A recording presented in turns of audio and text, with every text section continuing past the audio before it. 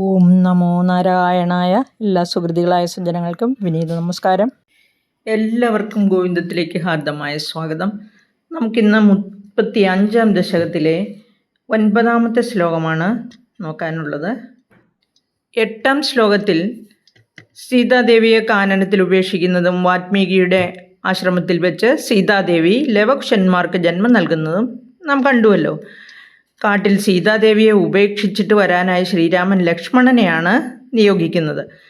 ലക്ഷ്മണനാകട്ടെ അത്യധികം ദുഃഖത്തോടെയാണ് ആ ആജ്ഞ നിറവേറ്റുന്നത് തന്നെ. ശോകഭാരത്തോടെ തിരിച്ചു വരുന്ന ലക്ഷ്മണനെ മന്ത്രിയായ സുമന്ത്രർ ആശ്വസിപ്പിക്കുകയാണ്. ശ്രീരാമൻ രാവണവധത്തിന് ശേഷം അയോധ്യയിലേക്ക് തിരിച്ചു വന്ന് 10,000-ത്തിലധികം കൊല്ലം സുഖമായി രാജ്യം വാണിരുന്നുവല്ലോ. ആയിടയ്ക്കാണ് വേഷം മാറി രാജ്യം ചുറ്റി സഞ്ചരിക്കുന്ന സമയത്ത് 1 കൊല്ലം രാവണഗ്രഹത്തിൽ താമസിച്ച സീതാദേവിയെ ശ്രീരാമൻ സ്വീകരിച്ചതിനെ സംബന്ധിച്ച് ജനങ്ങളുടെ ഇടയിൽ ആക്ഷേപമുണ്ടെന്ന് മനസ്സിലാകുന്നത്. ആ അപവാദം തീർക്കാൻ വേണ്ടിയാണ് ശ്രീരാമൻ സീതാദേവിയെ ഉപേക്ഷിക്കാൻ തീരുമാനിക്കുന്നതും ലക്ഷ്മണനെ കൊണ്ട് ആ കൃത്യം നിർവഹിപ്പിക്കുന്നതും. ഇങ്ങനെ ഈ വിവരം അറിഞ്ഞ വാൽമീകി സീതാദേവിയെ ആശ്രമത്തിലേക്ക് കൂട്ടിക്കൊണ്ടുപോയി രക്ഷിച്ചു. അതിനിടയ്ക്ക് ശ്രീരാമൻ ശത്രുഘ്നനെ പറഞ്ഞയച്ച് ലവണൻ എന്ന രാക്ഷസനെ വധിപ്പിക്കുന്നു. കാളിന്തി തീരവാസികളായ മഹർഷിമാരുടെ സങ്കടം തീർത്തു കൊടുക്കുന്നു. ഈ ശംഭൂകൻ എന്ന ഒരു ശൂദ്രൻ തപസ് അനുഷ്ഠിച്ചത് തടയാൻ വേണ്ടി ആ ശൂദ്രനെ ശ്രീരാമൻ ചെന്ന് കൊല്ലുകയാണ്. മോക്ഷം കൊടുക്കാൻ വേണ്ടിയാണ് ഭഗവാൻ ശ്രീരാമചന്ദ്രൻ അങ്ങനെ ചെയ്യുന്നത്. ഇതേ സമയം തന്നെ വാൽമീകിയുടെ ആശ്രമത്തിൽ താമസിച്ചു വരുന്ന സീതാദേവി ലവൻ, കുശൻ എന്നീ 2 കുമാരന്മാരെ പ്രസവിക്കുന്നു. ഇനി നമുക്ക് 9-ാമത്തെ ശ്ലോകം നോക്കാം. വാൽമീകേസ്ത്വത്സുതോദ്ഗാപിത മധുരകൃതേ രാജ്ഞയാ യജ്ഞവാടേ സീതാം ത്വയ്യാപ്തുകാമേ ക്ഷിതിമവിശദസൗ ത്വം ച കാലാർത്ഥിതോ ഭൂ ഹേതോ സൗമിത്രിഖാദി സ്വയമധ സരയൂമഗ്നനിശേഷഭൃത്യൈ സാകം നാകം പ്രയാതോ നിജപദമഗമോ ദേവ വൈകുണ്ഠമാദ്യം. വാൽമീകേഹേ ത്വത്സുതോദ്ഗാപിത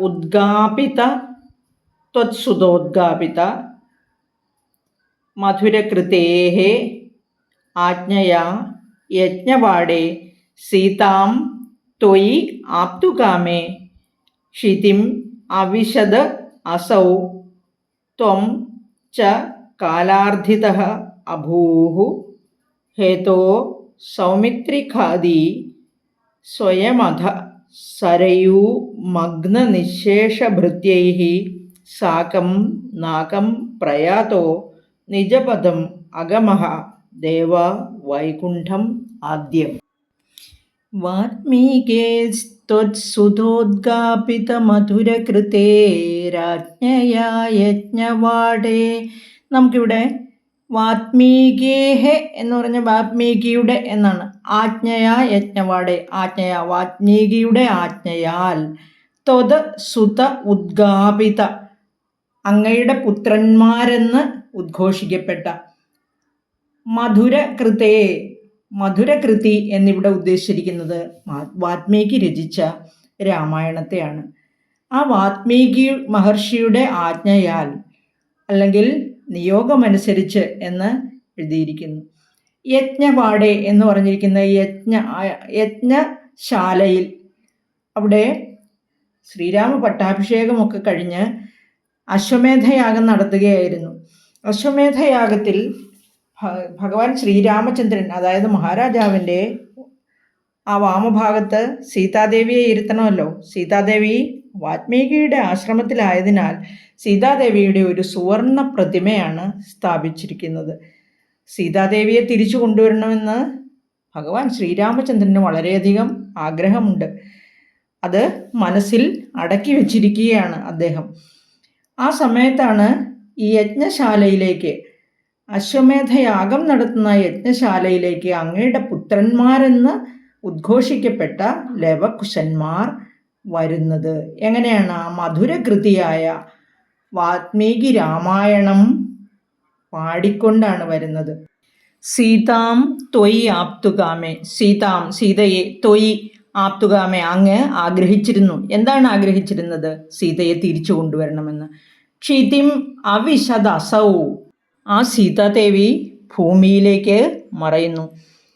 ത്വം ച കാലാർദ്ധിതഃ അഭൂ, ത്വം അവിടുന്ന്, അല്ലയോ ഭഗവാനെ, ആ നിന്തിരുവടിയായ അങ്ങ്, ച കാലാർദ്ധിതഃ അഭൂ, അങ്ങും കാലനാൽ അർത്ഥിക്കപ്പെട്ട്, അതായത് യമദേവനാൽ പറയപ്പെട്ട്. എന്താണ് പറഞ്ഞതെന്ന് വെച്ചാൽ ആ അവതാര ഉദ്ദേശം സമാപ്തിയിലെത്തിയിരിക്കുന്നു എന്ന് പറയുകയാണ്. അഭൂഹു അങ്ങ് യമധർമ്മൻ വന്ന സമയമായി എന്ന് അറിയിക്കുകയാണ്. അവതാരോദ്ദേശം പൂർത്തിയായി, ഇനി അങ്ങേക്ക് മടങ്ങുവാനുള്ള സമയമായി എന്ന് അറിയിക്കുന്നു. ഹേതോഹോ സൗമിത്രിഘാതി, ഹേതുവായി, ഹേതോഹോ സൗമിത്രിഘാതി, സൗമിത്രിയെ വധിക്കുന്നതിന് കാരണമായി തീർന്നു. ആ യമദേവൻ വന്ന് അറിയിക്കുന്നതാണ് കാരണമായി തീരുന്നത്. ഇവിടെ യമദേവൻ ഒരു ദിവസം ഭഗവാൻ ശ്രീരാമചന്ദ്രനെ കാണുന്നതിനായി താപസവേഷത്തിലെത്തുന്നു. ലക്ഷ്മണനെ പുറത്ത് കാവൽ നിർത്തി രഹസ്യ സംഭാഷണം ആരംഭിക്കുന്നു.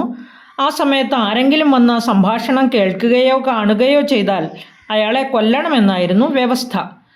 എന്നാൽ അതിനിടയ്ക്ക് ദുർവാസാവ് മഹർഷി ശ്രീരാമനെ കാണാൻ വരുന്നു. ഉടനെ ശ്രീരാമനെ വിവരം അറിയിച്ചില്ലെങ്കിൽ ദുർവാസാവ് ശപിച്ച് വംശം മുടിക്കുമെന്ന് കണ്ടപ്പോൾ ലക്ഷ്മണൻ നേരിട്ട് ചെന്ന് കാര്യം അറിയിച്ചു. അത് നിമിത്തം ലക്ഷ്മണൻ വധിക്കപ്പെടേണ്ടവനായി തീരുകയാണ് യമധർമ്മൻ്റെ വാക്കനുസരിച്ച്. ഇവിടെ വധവും പരിത്യാഗവും തുല്യമെന്ന ശാസ്ത്രവചനം അനുസരിച്ച് ശ്രീരാമൻ ലക്ഷ്മണനെയും ഉപേക്ഷിച്ചു. സ്വന്തം അനുജനല്ലേ, വധിക്കുന്നത് എങ്ങനെ? അതുകൊണ്ട് എന്നേക്കുമായി ഉപേക്ഷിക്കുന്നത് വധത്തിന് തുല്യമെന്ന് കരുതി ഉപേക്ഷിക്കുകയാണ്. ഇങ്ങനെ ലക്ഷ്മണൻ്റെ നേരെ പരിത്യാഗരൂപമായ വധമാണ് ശ്രീരാമൻ ചെയ്തത്. എന്നാൽ ലക്ഷ്മണൻ ഉടനെ സ്വയം സ്വർഗാരോഹണം ചെയ്യുകയാണ്.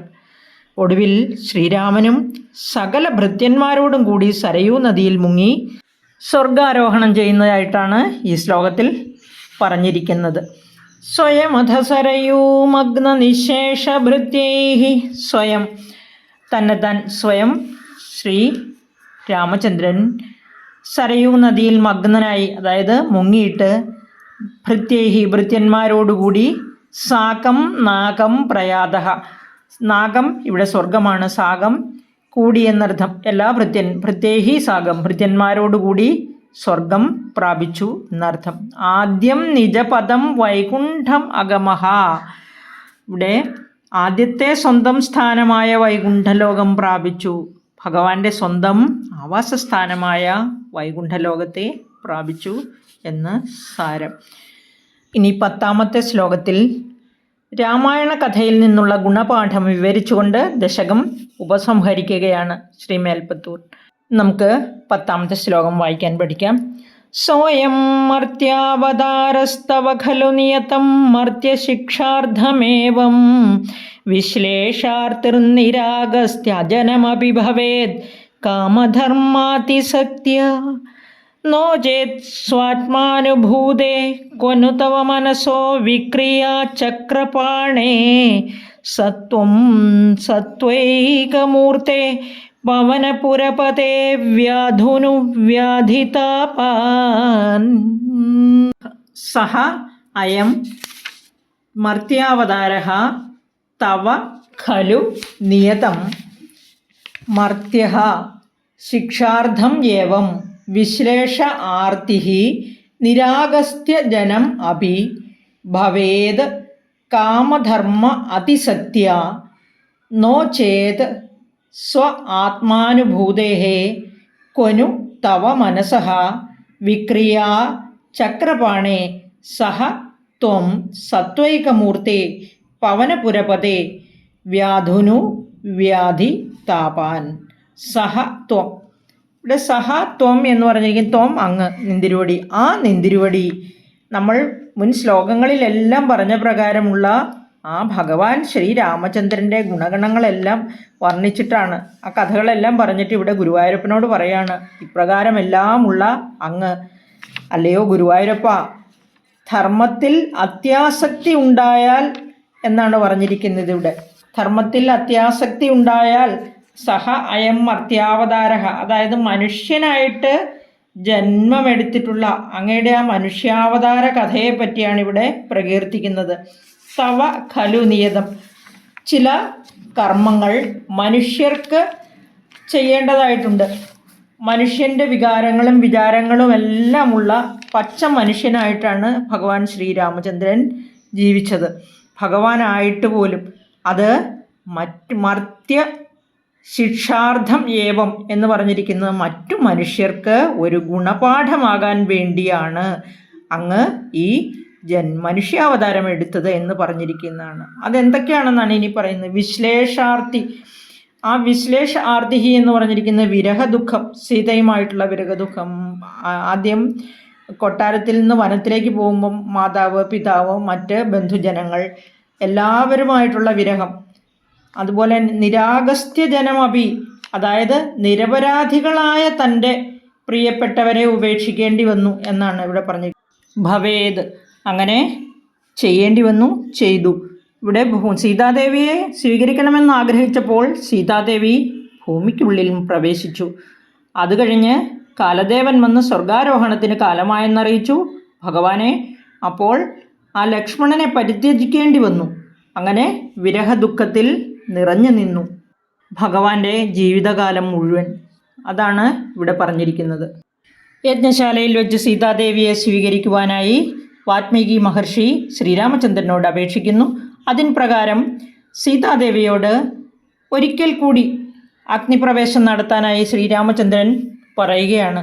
അതും മറ്റുള്ളവരെ ബോധിപ്പിക്കാനാണ്, മറ്റുള്ള മാലോകർ വീണ്ടും അപവാദം പറയാതിരിക്കാനായി. ഇത് കേട്ട സീതാദേവി പറഞ്ഞു, അമ്മേ, ഭൂമിദേവിയെ വിളിച്ച് പ്രാർത്ഥിക്കുകയാണ്, അമ്മേ, ഞാൻ പരിശുദ്ധയാണെങ്കിൽ അവിടുന്ന് 2 കൈയും നീട്ടി എന്നെ സ്വീകരിച്ചാലും എനിക്കിനിയും സഹിക്കാൻ വയ്യ ഈ അപമാനം.